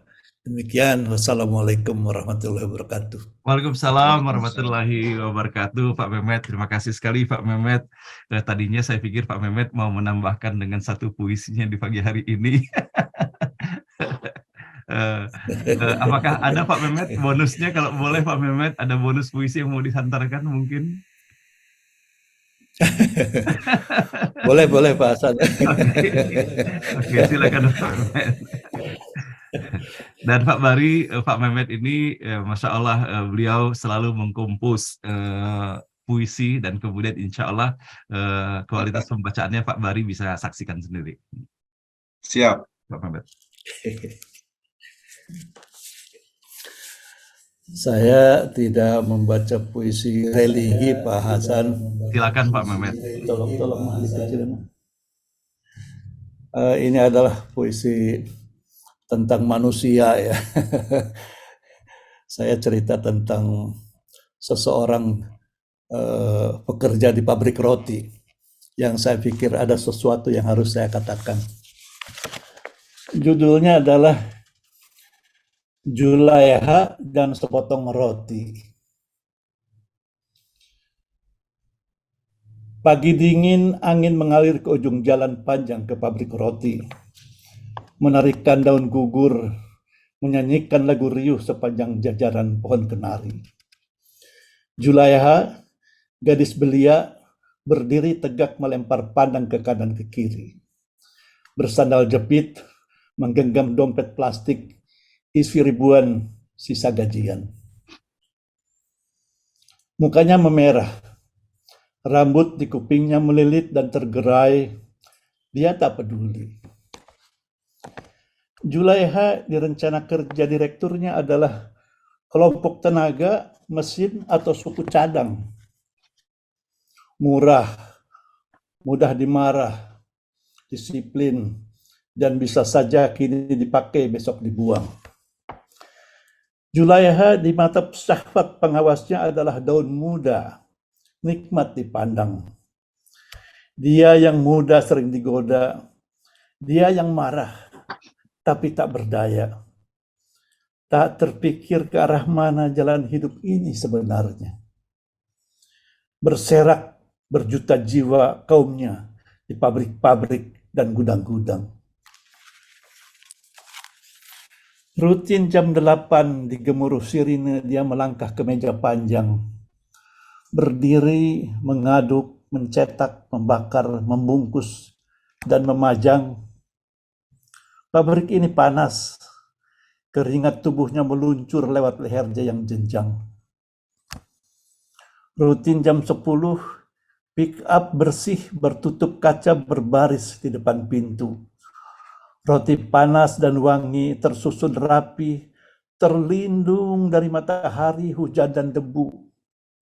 Sementara Julaiha berpikir membanding-banding dengan diri dan truk pengangkutnya. Rutin jam 6.30, truk karyawan datang. Julaiha tersadar lalu melangkah dan loncat dari belakang. Julaiha berdesak, berdebu, panas, atau kadang kehujanan. Tapi dia tak merasa jadi mesin dan suku cadang. Dia merasa jadi manusia seutuhnya.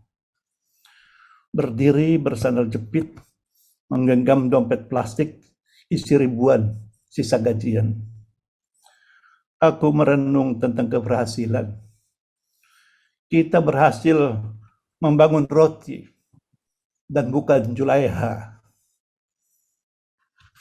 Saya tulis di Islamabad pada tanggal 15 Februari tahun 2006. Terima kasih. Assalamualaikum warahmatullahi wabarakatuh. Waalaikumsalam warahmatullahi wabarakatuh. Masya Allah Pak Mehmet ya. Buat saya pribadi ya, dan mungkin kita semuanya ya. Saya bertanya gitu, Pak Mehmet ini menyusun puisi ini, apakah Pak Mehmet melakukan survei secara langsung dan betul-betul melihat sosok Julaiha itu, gitu kan ya? Ataukah sifatnya sangat imajinatif, gitu kan ya? Namun yang jelas dari apa yang dibacakan itu, apalagi buat saya, Pak Ibu sekalian, ibu saya bernama Zaleha ya. Tentunya ketika disebutkan Julaiha, ada getaran yang otomatis ya, sosok ibu saya pun hadir ya. Namun kita sama-sama merasakan bahwa seakan-akan kita melihat gitu, Julaiha itu ada gitu. Dan seakan-akan kita berada di tempat pembuatan roti itu gitu. Tapi yang bagian akhir yang disampaikan oleh Pak Mehmet ini, Masya Allah, luar biasa ya, bahwa kita membangun industri roti gitu kan. Tapi adakah kita terfikir terlintas bahwa kita harus membangun sosok manusianya? Dan ini saya kira pertanyaan yang sangat mendasar dan sangat mendalam dan akan mengena kepada kita semuanya. Kadang-kadang tidak kita sadari, Bapak Ibu sekalian, bahwa di dalam interaksi kita lebih banyak terfokuskan kepada tujuan diri dan pribadi kita. Kita lupa bahwa sesungguhnya insan-insan yang berada di seputar kita adalah menjadi tanggung jawab kita juga untuk membangunnya. Bukan hanya membangun perusahaan korporasi, terutama adalah membangun insan-insan yang berada di bawah naungan korporasi itu sendiri. Nah, termasuk juga pada pagi hari ini, Masya Allah, Mas Bari, terima kasih sekali. Banyak sekali hal-hal yang menginspirasi. Mudah-mudahan Mas Bari tetap terus melangkah, melaju di dalam pengembangan digitalisasi ini. Namun kalau seandainya boleh kami menitipkan bagaimana agar digitalisasi dan teknologi yang dikembangkan adalah teknologi yang menangkap pesan daripada Pak Mehmet tadi itu, bahwa manusianya yang paling utama yang kita lebih kedepankan, agar mereka bisa menggunakan teknologi menjadi sebagai alat, bukan manusia yang dijadikan alat teknologi sebagaimana yang kita dapati sekarang ini melalui banyak sekali penistaan-penistaan dan bahkan penjualan anak-anak manusia, seperti halnya yang kita dengar akhir-akhir ini melalui judi online dan sebagainya, yang mereka telah mengeksplor anak-anak manusia, anak-anak bangsa ini untuk hal-hal yang tidak benar dan sangat merugikan bagi diri pribadi, bagi masyarakat, bagi bangsa dan negara. Nah, demikian Pak Ibu sekalian yang dirahmati Allah, yang dapat kita hantarkan pada pertemuan kita pada malam hari ini. Mas Bari, sekali lagi terima kasih, walaupun sifatnya sangat mendadak sekali, namun Mas Bari tampil dengan semaksimal mungkin untuk kita semuanya. Tentunya silaturahim yang terbangun ini bukan hanya untuk kali ini saja, Mas Bari, dan tentunya buku, kalau tidak salah ada buku satu lagi yang sudah diluncurkan, buku berjudul Bank ya, kalau nggak salah. Ya, Bank 4.0. Bank 4.0, saya kira 4.0. Ya, saya kira boleh juga nanti di-share ininya, profilnya. Siapa tahu nanti kita bisa mendapatkannya di toko buku ataupun di Bukalapak dan lain-lainnya. Dari Mas Bari, ada yang mau disampaikan kembali? Ya, untuk buku Bank 4.0 sudah ada di toko buku Gramedia sejak 2 tahun lalu, dan juga tersedia online di setiap platform e-commerce. Sudah bisa dibeli online juga. Siap. Ada lagi Mas Bari yang mau disampaikan? Untuk yang buku Indonesia Digital Nation, ini masih mencari penerbitnya, Pak Ustadz Hasan. Jadi nanti kalau misalnya Ustadz Hasan dan teman-teman di sini, Pak Haji Mehmet, Bapak Ibu semuanya berminat menerbitkan buku Indonesia Digital Nation, saya sangat terbuka untuk berkolaborasi. Insya Allah Pak Bari, di sini di peserta kita ada namanya Pak Tamrin Dahlan. Dan insya Allah mudah-mudahan nanti bisa disilaturahimkan Pak Bari dengan Pak Tamrin Dahlan. Siapa tahu nanti terjadi kecocokan, dan mudah-mudahan hal itu menjadi bagian dari buku yang diterbitkan dari forum ngaji bareng online ini. Betul. Pak Ibu sekalian yang berbahagia, Mas Bari, mohon maaf lahir batin kepada Mas Bari dan juga kepada Bapak Ibu semuanya, dan kepada Pak Mehmet. Terima kasih Pak Mehmet atas puisinya yang luar biasa, dan saya tidak mengira bahwa pada bagian akhir puisi itu mengandung pesan yang sangat mendalam terhadap Julaiha-Julaiha yang ada di seluruh negeri ini. Dan baiklah, kita tutup pertemuan Ibu sekalian dengan doa yang dipimpin oleh Ustadz Muhammad Taslim. Kepada Ustadz Muhammad Taslim kami persilakan. Assalamualaikum warahmatullahi wabarakatuh. Waalaikumsalam warahmatullahi wabarakatuh. Alhamdulillah wa syukurillah, la khala wa la quwata illa billah. Wassalatu wassalamu ala rasulillah wa ala alihi wa sahbihi wa mawalah, amma ba'du. Terima kasih Pak Ustadz Hasanuddin, terima kasih. Saya manggil Pak Bari kayaknya masih muda banget ya. Namanya Mas Bari. Terima kasih. Mas Bari ya, silakan. Iya, siap Ustadz. Hari ini kalau Pak Mehmet itu komandan itu. Ya. Jadi di sini saya, Mas Bari, sebenarnya saya tadi kepingin tanya, boleh ya Pak Hasan? Sebentar aja ini. Silakan. Jadi begini, saya itu pernah ya, namanya teman banyak. Setahu saya selama ini kami yang masih nol tentang internet, ya kami kan usia udah jadul nih, internet aja masih gaptek gitu loh, baru menginjak ke digital. Setelah digital kita tahu internet manfaatnya seperti sekarang ini, bisa Zoom, bisa ini. Setelah ada digital kita bisa presentasi, bisa bayar, bisa upload, bisa download, wah, sampai semua transaksi bisa di sana.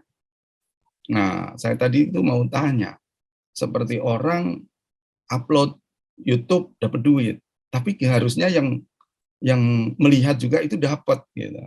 Nah, itulah yang saya sedikit dengar-dengar gitu loh. Apakah itu termasuk blockchain? Nah, kayak gitu. Kripto. Ini harus belajar sama Mas Bari. Saya langsung ini harus bisa silaturahim itu gitu loh. Siap. Nah, apalagi menginjak nanti adanya kuantum gitu. Nah, itu kan baru dengar-dengar aja. Betul nggak Mantap. Mas Bari? Betul nggak? Kalau betul, Betul sekali. nah berarti Pak saya harus Ustadz berguru. Taslim. Saya harus Sangat berguru ini berarti. Gitu. Sama-sama belajar Pak Ustadz. Iya dong. Nanti ya bisa langsung DM ke Instagram saya Pak Ustadz Siap. Hasan, nanti nomor handphone saya bisa di-share, silahkan kita diskusi. Nah, gitu ini Pak Ustadz Hasan. Ini baru dapat guru lagi nih saya. Ya. Insya Pada Allah. prinsipnya adalah kita sama-sama belajar saja Pak Ustadz Hasan. Amin. Ya, mudah-mudahan Amin. kita dimudahkan oleh Allah untuk kedepannya Amin. yang manfaat untuk kita, untuk jamaah, dan untuk Betul. nusa dan bangsa ini. Amin. Mari kita Amin. mohon kepada Allah supaya Allah memudahkan. A'udzubillahi minasyaitonirrajim. Bismillahirrahmanirrahim. Hamdan hamidin, hamdan naimin, hamdan syakirin, hamdan yuwafiuka fil mazid. Ya Rabbana lakal hamd. Suara Ustadz hilang, Ustadz. Ya Allah, ya Fattahu, ya Alim. Ya Allah, ya Hadi, ya Rasyid. Hanya Engkaulah ya Allah yang mampu membukakan hati dan pikiran kami. Hanya Engkau yang mampu membimbing kami menuju hidayah yang Kau berikan kepada kami agar langkah kami selalu menuju jalan yang Engkau ridhoi. Engkau berikan kami ilmu yang bermanfaat, ilmu bermanfaat untuk kami, bermanfaat untuk jamaah kami, untuk tetangga kami, untuk saudara kami, untuk bangsa negeri tercinta ini.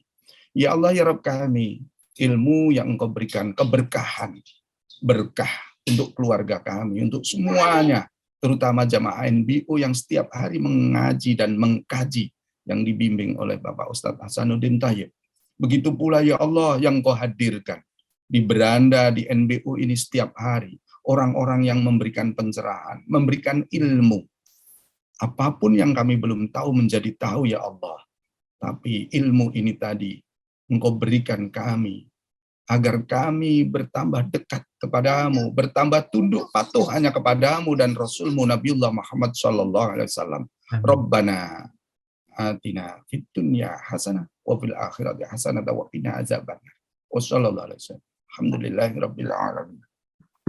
Terima kasih Pak Ustadz Hasanuddin, Mas Bari, Pak Mehmet, semuanya jamaah NBO, mohon maaf lahir batin. Assalamualaikum warahmatullahi wabarakatuh. Waalaikumsalam warahmatullahi wabarakatuh. Masya Allah, terima kasih Ustadz Taslim atas doa-doa yang telah dihantarkan. Semoga menjadi doa-doa yang Allah ijabahkan dan Allah berikan yang terbaik untuk kita semuanya.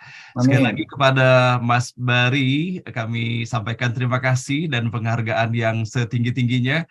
Semoga pertemuan kita pada hari ini menjadi pertemuan yang dirahmati dan diberkahi serta diridhoi oleh Allah Subhanahu wa taala. Dan dari Undira pun berharap sekali Mas Bari terus memberikan pendampingan sehingga bisa terupdate selalu ya informasi-informasi bagi seluruh sivitas akademika dari Undira.